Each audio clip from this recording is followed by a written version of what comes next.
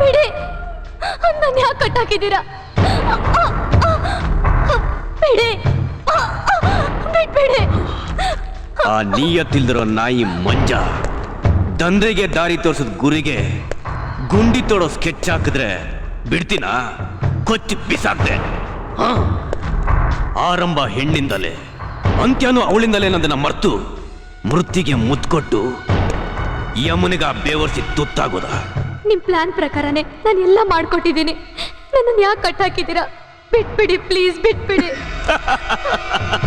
ಹಣಕ್ಕೆ ಕಾಸೆ ಬಿದ್ದು ಮಂಜುನ್ ಹೆಣ ಬೀಳ್ಸಕ್ ರೆಡಿಯಾದ ನೀನು ನಾಳೆ ನನಗ್ ಶಂಕ ಓದಿ ಧೂಪ ಹಾಕಲ್ಲ ಅನ್ನೋದಕ್ಕೆ ಏನ್ ಗ್ಯಾರಂಟಿ? ಮಂಜುನ್ ಜಾಗಕ್ಕೆ ನಿನ್ನೂ ಕಳಿಸೋದೇ ಕರೆಕ್ಟ್. ಯಮನ್ ಜಾಗಕ್ಕೆ ಹೋಗ್ಬೇಕಾಗಿರೋಳು ಅವಳಲ್ವೋ? ಯಾರದು?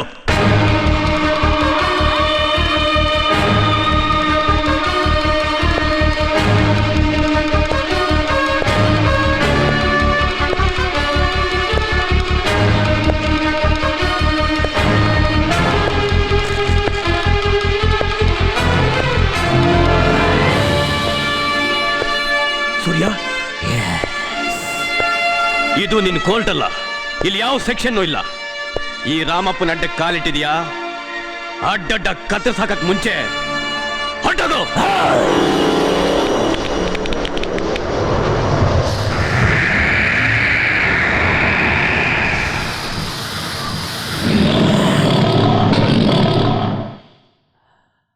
ಹುಟ್ಟು ಸೂರ್ಯ ಬೆಳಕನ್ ಕೊಡ್ತಾನೆ, ಮೆಟ್ಟು ಈ ಸೂರ್ಯ ಸಾವನ್ ತರ್ತಾನೆ. ಆದ್ರೆ ಸೂರ್ಯನ್ ಕೋರ್ಟ್ನಲ್ಲಿ ಎಲ್ಲಾ ಶಿಕ್ಷೆಗೂ ಒಂದೇ ಸೆಷನ್, ಅದು ಸಾವು.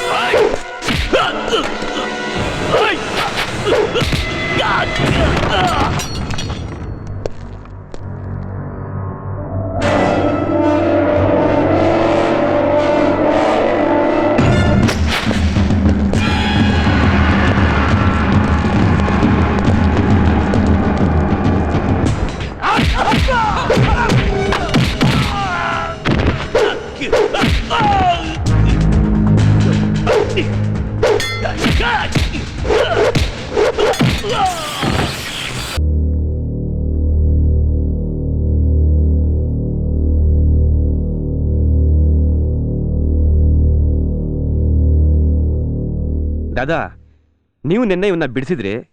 ಯಾರೋ ಇವನ್ ಬಾಕಿನ ಬ್ಯಾಲೆನ್ಸ್ ಮಾಡಿ ಇವನ್ ಪ್ರಾಣನ ಯಮಲೋಕಕ್ಕೆ ಕೊರಿಯರ್ ಮೂಲಕ ಪಾರ್ಸಲ್ ಮಾಡಿದ್ದಾರೆ.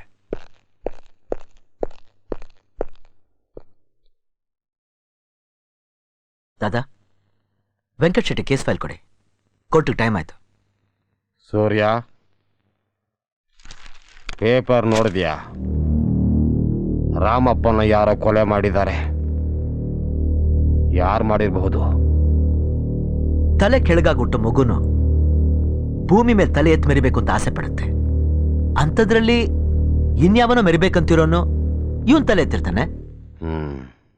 ದಾದಾ, ನೀವು ಕೊಟ್ಟಿರೋ ಕೇಸ್ನ ನಿಷ್ಠೆಯಿಂದ ಕೆಲಸ ಮಾಡಿ ಗೆಲ್ಸೋದಷ್ಟೇ ನನ್ನ ಕೆಲಸ.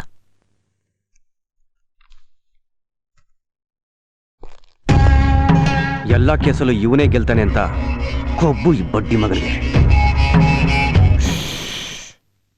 ಮಾತು ಮನೆ ಕೆಡಿಸ್ತು, ತೂತು ಒಲೆ ಕೆಡಿಸ್ತು ಅನ್ನೋ ಗಾದೆಗೆ ನೀನು ಕರೆಕ್ಟ್ ಆಗಿದೀಯ. ಮುಚ್ಕೊಂಡು ಕೇಸ್ ಕಡೆ ಗಮನ ಕೊಡು.